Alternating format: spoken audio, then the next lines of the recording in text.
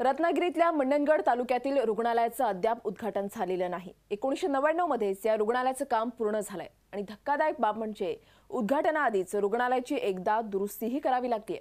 मात्र या रुग्णालयाकडे लक्ष देण्याऐवजी जिल्हा आरोग्य अधीक्षकांनी आता 6 कोटी खर्चून नव्या हॉस्पिटलची तयारी सुरू केली आहे।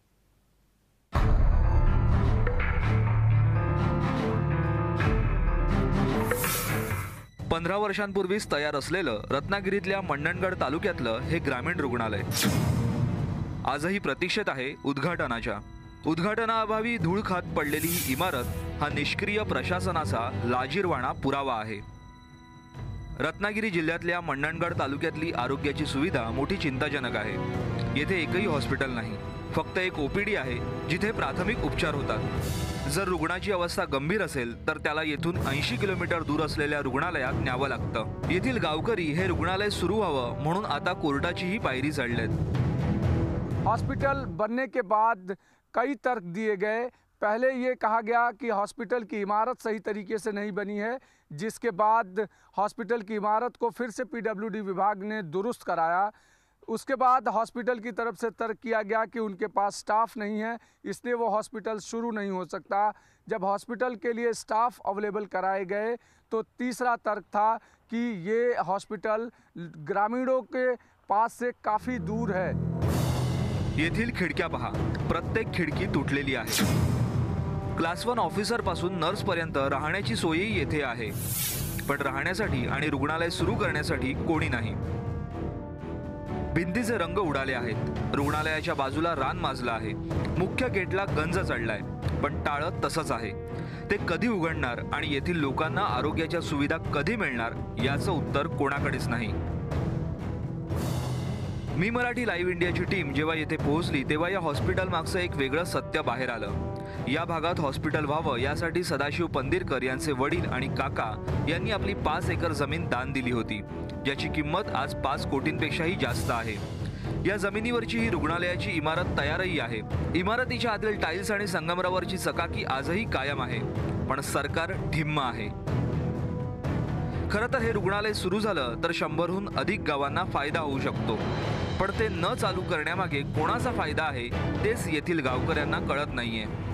आपण आरोग्याचा आता या ठिकाणी आपण पाहतो की जवळजवळ 80 ते 70 ते 80 किलोमीटर लोकांना दुसऱ्या तालुक्यात जाऊन सेवा घ्यायला लागते। या ठिकाणी औषधही उपलब्ध होत नाहीत आणि इतक्या सुविधा उपलब्ध करून दिलेल्या असताना सुद्धा या इमारतीची प्रचंड प्रमाणात या ठिकाणी पडझड झालेली आहे।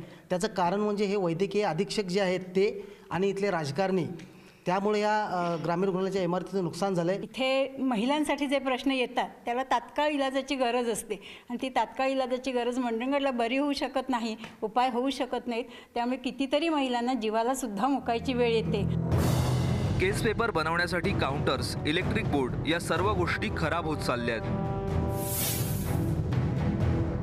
ज्या पंदिरकर परिवाराने आपली जमीन एका सामाजिक कारणासाठी सरकारला दान दिली त्या हेतूबद्दल खुद्द सरकारच अनास्था दाखवत असल्याने आता पंदिरकर परिवारानेही कंटाळून जमीन परत मागण्याचं ठरवलंय। समजा जरी नाही हे हॉस्पिटल चालू केलं तर माझी जागा मला परत हवी, कारण का आरोग्य सेवेसाठी जागा दिलेली आहे, तिचा दुरुपयोग होऊ नये याच्यासाठी मी जागा परत हॉस्पिटल शासनाकडे मागणारच। डॉक्टर्स आणि नर्ससाठी बनवलेल्या कॉलनीचीही दुरवस्था झाली। 2005 मध्ये या इमारतीच्या दुरुस्तीसाठी 1.5 लाखांहून जास्त पैसे खर्च झाल्याची नोंद आहे। आणि आमच्या इकडे जे सरकारी दवाखाना जे बांधले जाते ते 6 कोटीचं आहे। आत्ता जे बांधतात ते 6 कोटीचं आहे, पण त्याला कुठल्याही परवाची परमिशन नाही, कुठली त्यांनी ऑफिसची परमिशन त्यांनी घेतलेली नाही। येथील गावकऱ्यांचं असं म्हणणं आहे की येथून जवळच दुसऱ्या गावी एक नवं ग्रामीण रुग्णालय प्रस्तावित आहे। 6 कोटी रुपये त्यावर खर्च होणार आहेत। यातला मलिदा खाता यावा म्हणूनच अगोदरच बांधून तयार असलेल्या या रुग्णालयाकडे सोयीस्करपणे दुर्लक्ष केलं जात आहे। सरकारी अधिकाऱ्यांना याबाबतीत विचारलं असता त्यांनी नेहमीप्रमाणेच उडवाउडवीची उत्तरं दिली। सध्या ती इमारत विनावापर पडूनच आहे आणि ग्रामस्थांची मागणी ज्या ठिकाणी बस स्टँड, तहसीलदार कार्यालय, सगळं बाजार वगैरे जवळ आहे असं जे प्राथमिक आरोग्य केंद्राची जागा आहे त्या ठिकाणी ग्रामीण रुग्णालय व्हावं अशी लोकांची मागणी आहे। त्यानुसार त्याप्रमाणे आता या ठिकाणी नव्याने बांधकाम करावं असं लोकांची अपेक्षा आहे।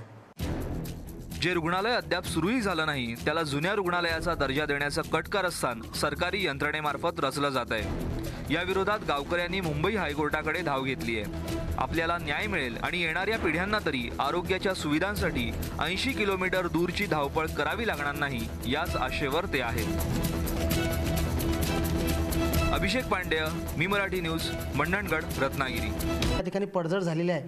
त्याचं कारण म्हणजे हे वैद्यकीय अधीक्षक जे आहेत ते आणि इथले राजकारणी, त्यामुळे या ग्रामीण रुग्णालयाच्या इमारतीचं नुकसान झालं आहे। इथे महिलांसाठी जे प्रश्न येतात त्याला तात्काळ इलाजाची गरज असते आणि ती तात्काळ इलाजाची गरज मंडणगडला बरी होऊ शकत नाही, उपाय होऊ शकत नाहीत। त्यामुळे कितीतरी महिलांना जीवाला सुद्धा मुकायची वेळ येते। केस पेपर बनवण्यासाठी काउंटर्स, इलेक्ट्रिक बोर्ड या सर्व गोष्टी खराब होत चालल्या आहेत। ज्या पंदिरकर परिवाराने आपली जमीन एका सामाजिक कारणासाठी सरकारला दान दिली त्या हेतूबद्दल खुद्द सरकारच अनास्था दाखवत असल्याने आता पंदिरकर परिवारानेही कंटाळून जमीन परत मागण्याचं ठरवलंय। साहेब, जरी नाही हे हॉस्पिटल चालू केलं तर माझी जागा मला परत हवी, कारण का आरोग्य सेवेसाठी जागा दिलेली आहे, तिचा दुरुपयोग होऊ नये याच्यासाठी मी जागा परत हॉस्पिटल शासनाकडे मागणारच। डॉक्टर्स आणि नर्ससाठी बनवलेल्या कॉलनीचीही दुरवस्था झाली। 2005 मध्ये या इमारतीच्या दुरुस्तीसाठी 1.5 लाखांहून जास्त पैसे खर्च झाल्याची नोंद आहे। आणि आमच्या इकडे जे सरकारी दवाखाने जे बांधले जाते ते 6 कोटीचं आहे। आत्ता जे बांधतात ते 6 कोटीचं आहे, पण त्याला कुठल्याही परवाची परमिशन नाही, कुठली त्यांनी ऑफिसची परमिशन त्यांनी घेतलेली नाही। येथील गावकऱ्यांचं असं म्हणणं आहे की येथून जवळच दुसऱ्या गावी एक नवं ग्रामीण रुग्णालय प्रस्तावित आहे। 6 कोटी रुपये त्यावर खर्च होणार आहेत। यातला मलिदा खाता यावा म्हणूनच अगोदरच बांधून तयारी आहे। इमारतीच्या आतील टाइल्स आणि संगमरवरची चकाकी आजही कायम आहे, पण सरकार ढिम्म आहे। खरं तर हे रुग्णालय सुरू झालं तर 100हून अधिक गावांना फायदा होऊ शकतो, पण ते न चालू करण्यामागे कोणाचा फायदा आहे तेच येथील गावकऱ्यांना कळत नाहीये। आपण आरोग्याचा आता या ठिकाणी आपण पाहतो की जवळजवळ 70 ते 80 किलोमीटर लोकांना दुसऱ्या तालुक्यात जाऊन सेवा घ्यायला लागते। या ठिकाणी औषधही उपलब्ध होत नाहीत आणि इतक्या सुविधा उपलब्ध करून दिलेल्या असताना सुद्धा या इमारतीची प्रचंड प्रमाणात या ठिकाणी पडझड झालेली आहे। त्याचं कारण म्हणजे हे वैद्यकीय अधीक्षक जे आहेत ते आणि इथले राजकारणी, त्यामुळे या ग्रामीण रुग्णालयाच्या इमारतीचं नुकसान झालं आहे। इथे महिलांसाठी जे प्रश्न येतात त्याला तात्काळ इलाजाची गरज असते आणि ती तात्काळ इलाजाची गरज मंडणगडला बरी होऊ शकत नाही, उपाय होऊ शकत नाहीत। त्यामुळे कितीतरी महिलांना जीवाला सुद्धा मुकायची वेळ येते। केस पेपर बनवण्यासाठी काउंटर्स, इलेक्ट्रिक बोर्ड या सर्व गोष्टी खराब होत चालल्या आहेत।